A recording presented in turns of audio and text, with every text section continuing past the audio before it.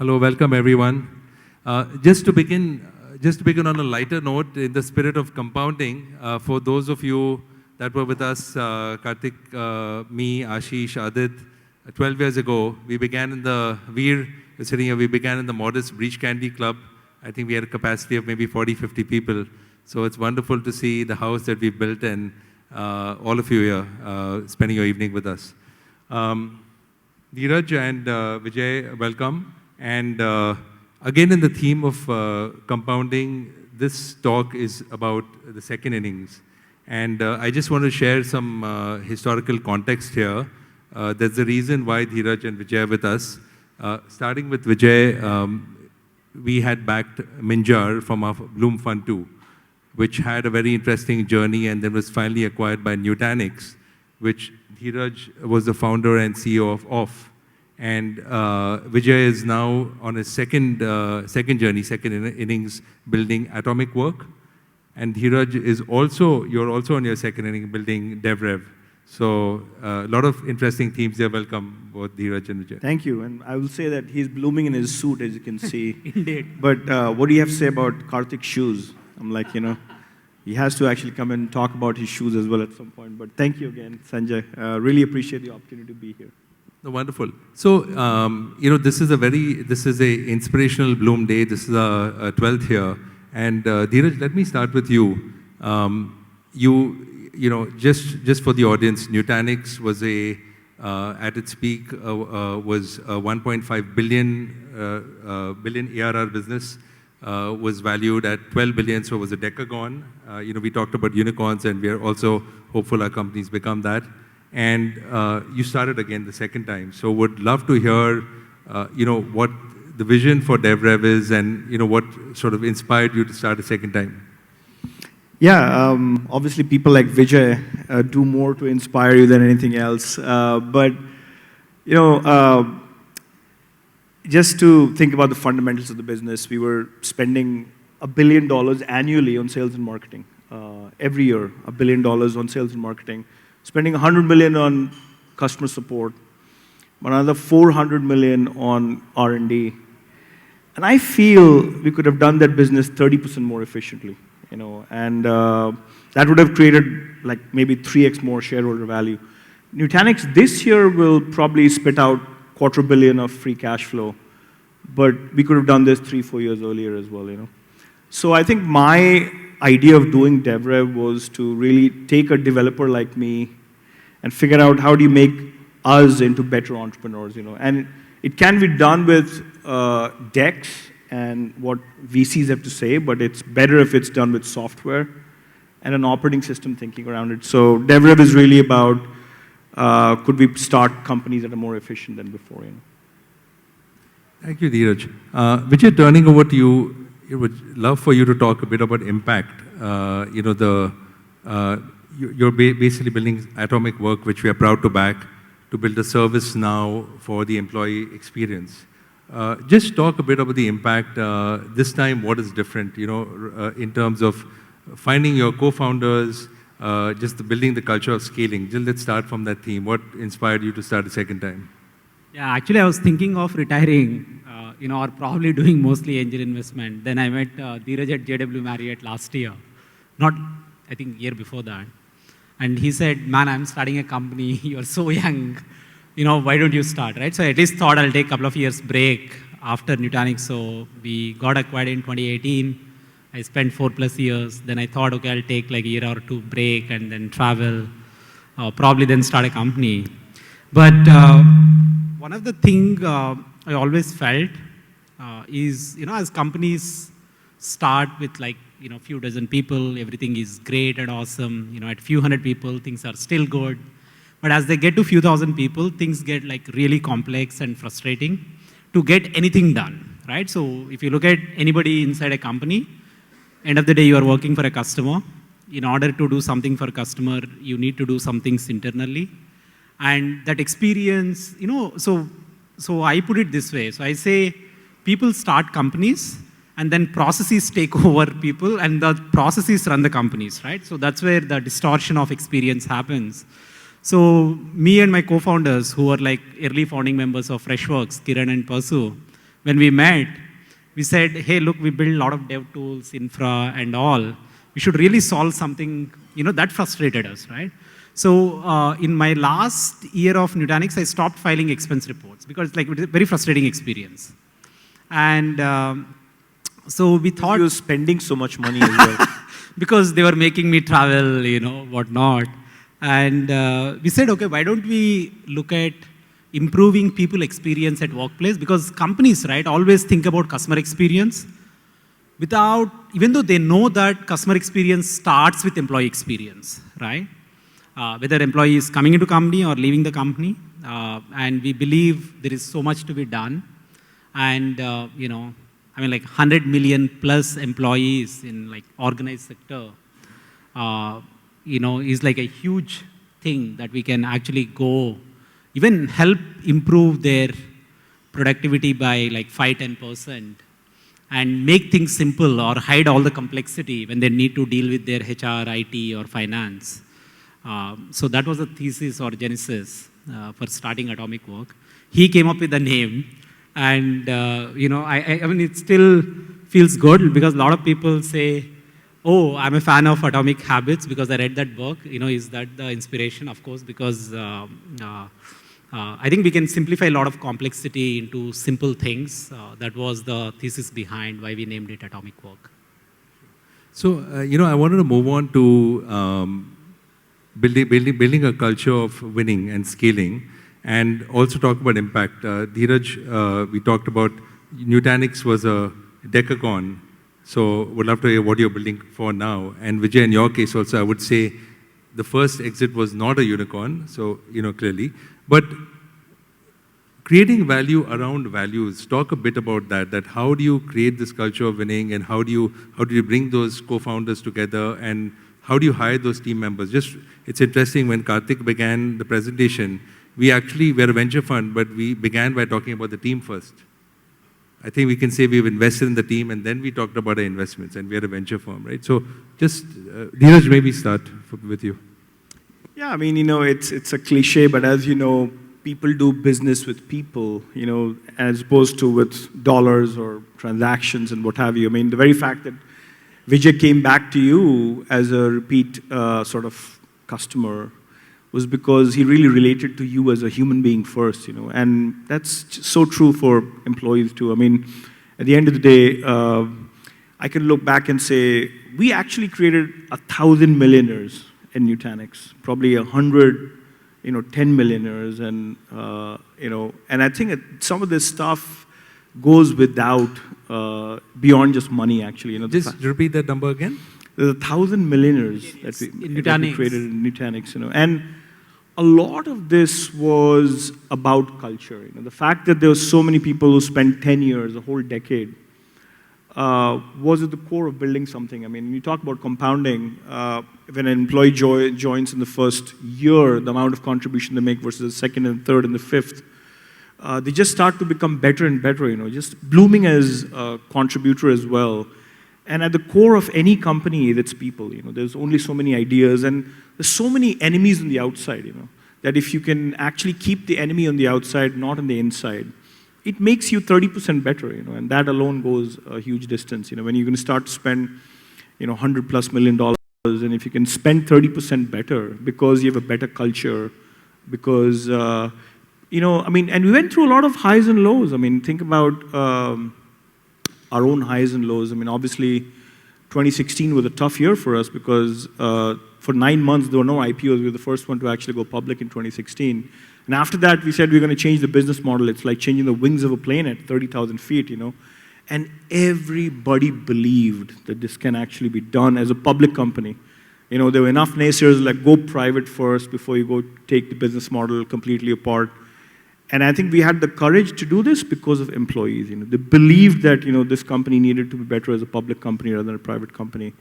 And everything, COVID itself was a difficult time for the company, and there were times we said, look, we're going to not raise anybody's salary, but we're not going to fire anybody and so on back in the day. And of course, the low performers did go out. But I think the belief system of employees, the fact that they know the company has your back, truly builds long-lasting businesses, This is very interesting. I mean, you're really quantifying value creation around values, 1,000 millionaires, right? While building with values.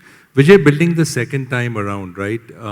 As you're building this, what are those, 2x founders is the term that India is luckily seeing. Lots of founders coming out, seasoned founders starting the second time. What are those things to not repeat that, you're looking at in your second innings and focusing on? Yeah, I think, so when Dheeraj acquired us like late 2017, not many people know, probably Minjar was the largest B2B SaaS exit from India, right? But look, I could literally count on my fingers how many companies were doing 1+ million ARR. There were like 4 companies doing 10+, and there were just 14 companies, doing 1+ million ARR. In 5 years, I basically see we have probably gone 10x, right? And the reason I also believe the ambition has raised is also we always need some reference points, right? So you need, nobody believed like when Funny exited Redbus, we all thought 120, $30 million exit, what a great exit. I think consumer thing can't get bigger than this, right? Not long ago, 10 years ago. And when I was thinking, should I do the deal with Dheeraj or not? So Sharad Sharma called me and said, for the sake of SaaS community and country, you should do the deal. And I said, what are you saying? He said, Vijay, like we don't have enough SaaS deals happening. And unless some people sell, go work in these big companies and come back and build bigger companies, we can't help raise that ambition, right? Because people always look at like, who thought like in mid 2005s that we will have a $10 billion plus consumer exits, right? So today, we know that like we can do $20 billion plus exits in consumer. Similarly, on SaaS, in this decade, we will see $10+ billion kind of exits from India, and a lot of companies doing $1 billion plus. Today, there is one company, probably doing $1 billion plus ARR, and we will hopefully see dozens of companies in this decade and coming decade. I think so. I mean, I learned a lot, from. Dheeraj, like when I went to Nutanix, I told this to Karthik also. I'll probably stay for like 2 years, not more. I told the same to Dheeraj as well. But the fact that I stayed for 4+ years shows the culture was great. We could, get things done. The ambition was always high. So when it was a $10+ billion company, when I went, Dheeraj said, look, our goal is to become like 100 billion plus, right? And really like take this to a next level. And I stayed for a year even after Dheeraj left because there was an unfinished business that I have to deliver on some things. And this time, when I started Atomicwork, I could find a product marketer in India. I could find a brand guy who did SaaS branding. I could find an architect who has done multi-tenancy at scale. And I have a sales guy who has seen from like selling $10 deals to selling $10 million deals. So I think there is so much has happened in last 5 years, specifically for SaaS, and last 10 years, generally for tech from the country. I think the best is yet to come. I genuinely believe. And by the way, I think there's naysayers too. I mean, people are saying, and a lot of pundits will say this, that now with AI, what's the role of a developer coming out of India, like Codex and Copilot and all this stuff. And a lot of people are actually of this zero mindset feeling that, look, there'll be a fewer need for developers. I think, on the contrary, there'll be a need for more developers. If anything, the bar for writing correct code is actually lowered. We'll see way more software coming out as well. I mean, this is the time I remember I was a big sort of follower of what happened with virtualization, what happened with the cloud. Everybody said you're going to sell less servers if you virtualize more, consolidate more, and things like that. If anything, more servers are sold, and I'm sure the same thing is happening in public cloud as well. More things are happening in the public cloud than people ever imagined. And I think AI actually does more of that as well. I mean, the tier 2, tier 3 cities of India actually produce way better programmers than we actually have seen in the past. And we will not complain about tier 2, tier 3 colleges as much. If anything, they'll make the machine better and smarter as well. That's great. I wanted to just shift to a different topic. There are many Indias, and there are two Indias the way we look at it. One is really the built in India for India, and then the built in India for the world. Sajid's going to cover the Indus Valley report, and here we have two Silicon Valley observers, but we're sitting here in India talking about it. Dheeraj would love, you're a believer, would love, what's changed in your mind, right? We are building world-class software companies from India for the world. Talent, the developer pools. Just share a bit, maybe anecdotes, experience of what you've seen change in the last, decade. And then Vijay, please add. Yeah, if you look at 2006 was China's $3 trillion year. They were a $3 trillion economy in 2006. India was a $3 trillion economy this year, and it's growing at 6% real, and then 6% of inflation, so 12% nominal growth. So in 10 years, it actually becomes a $10 trillion economy.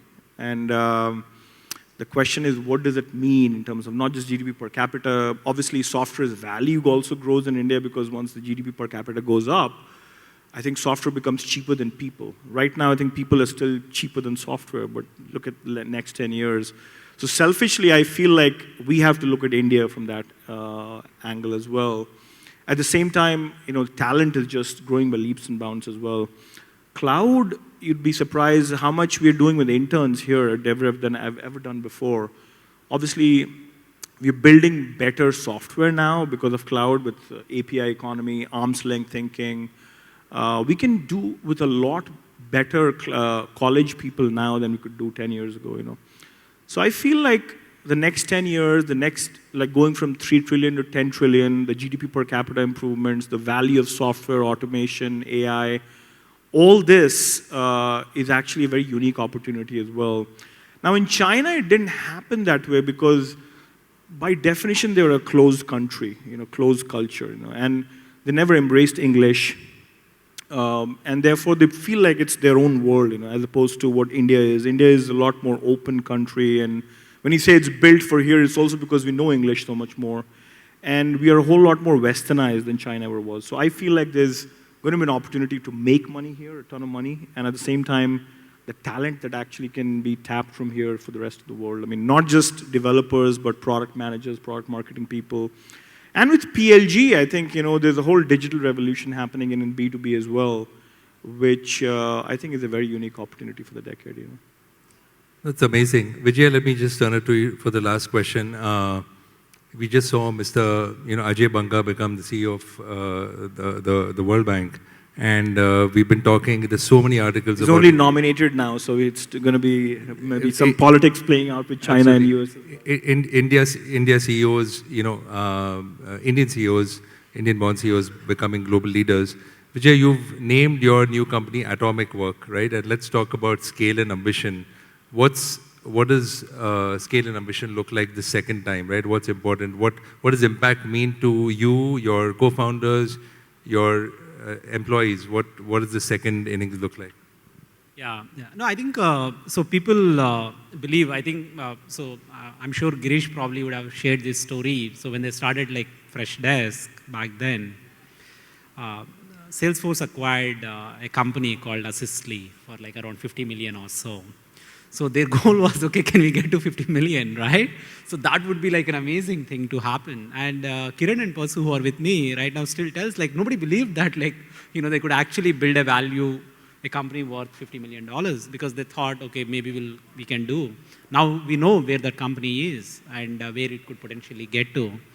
I think one of the reason I believe a lot of us have this grit is because we come from a lot of struggling backgrounds and face a lot of adversities. Most people, the Bharat. So I'm from Bharat Sajid, and first guy to turn from farming to doing business, and just the scale. People always need, right? So in '96, my cousin was going to US. I was young, so I asked him, "Why are you going to US?" He said, "I learned Java. I got a job." Right? So that itself. Java and Oracle. And that itself was like, okay, you need to learn Java. So when I went into engineering, so the 2001 crash happened, nobody took computer science thinking, okay, the software is gone, the technology is not there. And that's the only reason why I could get into a decent college. And it's remarkable, how people think the impact the tech can make and the jobs can it displace. So I remember like when I was in school, once there was a protest by banking employees because the banks were deploying desktop computers with software, and everybody thought it will displace jobs without realizing, you could have 10x more branches, right? And there was like a lot more jobs, a lot more opportunity. I believe the same thing will happen with, AI and, what is happening.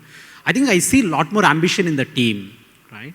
A lot of ambition. It's also because, most of the team is slightly experienced and they have seen the scale, right? Most of the team has seen, okay, we can't build a SaaS company from India. We can't build a scale company from India, to seeing example after example that these things are possible. I think we need a lot more shared stories. So we need more people, both from India and Indians outside India, to share, how to get things done so that a lot more people get inspired and, take. Probably like, not just India, I really want to see Bangalore becoming a $1 trillion city, right? At a GDP wise. So today, Bangalore is already at per capita GDP of China, right? So why can't Bangalore be like a $1 trillion city? It is possible as more and more people come and, create, technology and create value. Because today, as of today, Bangalore as a city GDP is fairly close to China's, GDP, right? So think what happens in next 10 years or 7-8 years when we become like $10 trillion economy. The people in Bangalore will start buying software because their time is more valuable than their money then, right? So today probably it's not. Thank you. We've got to move on with the show. So thank you, Vijay and Dheeraj. I think this is also this is celebrating India's entrepreneurship, where you all are coming back as second-time entrepreneurs, as angels, as mentors, and also LPs. Dheeraj, you're coming to you for the LP check also. But thank you. Thanks again for making the time and, just inspiring all of us. Thank you. Thank you.